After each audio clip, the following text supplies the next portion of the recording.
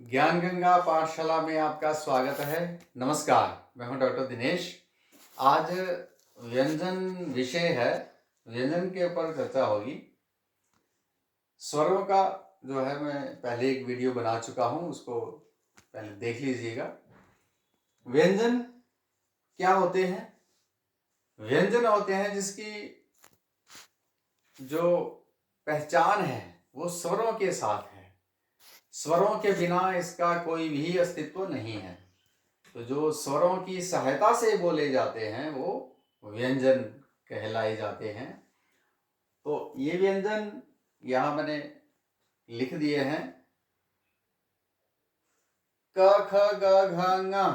इस पंक्ति में क मुखिया है, इसलिए इसका नाम क्या पड़ गया? इस वर्ग का नाम क वर्ग।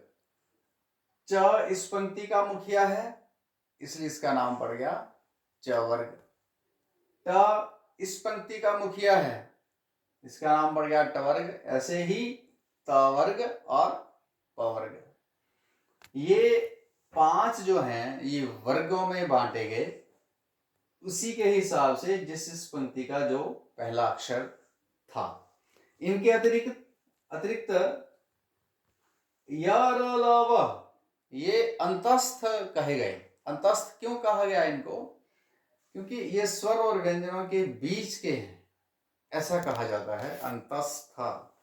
इनको बोलते समय जब इनका उच्चारण होता है तो अधिक दबाव नहीं दिया जाता है हवा का, तो इसलिए इनका नाम पड़ गया अंतस्थ।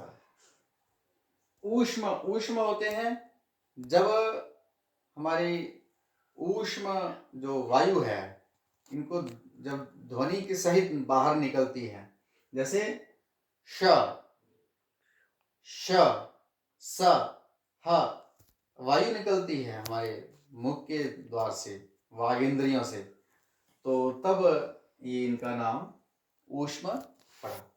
अब इनका अपना जो अस्तित्व है वो क्या है, अपनी पहचान क्या है? वो केवल हलंत ही अपनी इसकी पहचान है, हर एक व्यंजन की। क्योंकि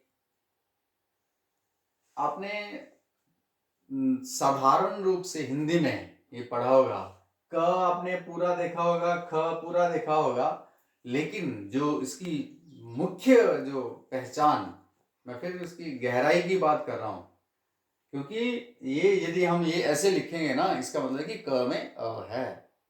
यदि ऐसे लिखेंगे ख को, इसका मतलब है कि ख में अ है, लेकिन इसमें स्वर माना जाएगा। लेकिन जब ये हलंत होगा तो इसकी मुख्य पहचान अपनी यही होगी। देखिए, जब क में अ मिलता है तब ये पूरा क बनता है। जब कोई भी व्यंजन उठा लीजिए, ज में ई मिलती है तब जाके जी बनता है।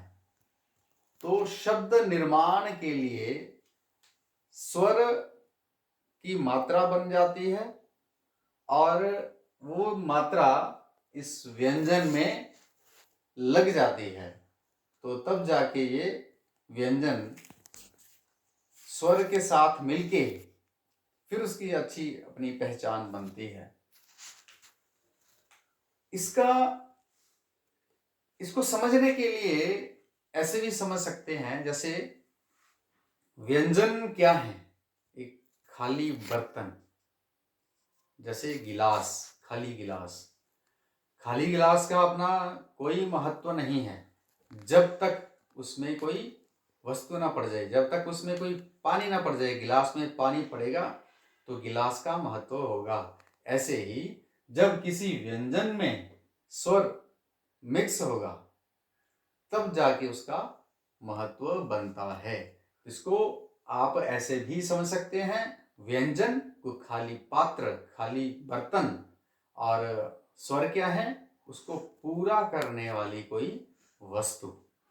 तो ये मैंने थोड़ा संक्षेप में ही बताया है। यदि और इसके डिटेल में आप समझना चाहें तो आप मुझे पूछ सकते हैं, जहाँ जो कोई बात समझने वाली होगी। तो मेरे वीडियो को यदि आप पसंद करते हैं, यदि आप पसंद आया हो तो अवश्य इसको लाइक शेयर कीजिएगा, और मेरा जो यूट्यूब चैनल है उसको भी आप सब्सक्राइब करिएगा, ताकि ऐसे ही और भी वीडियो आपको प्राप्त हो सके। धन्यवाद।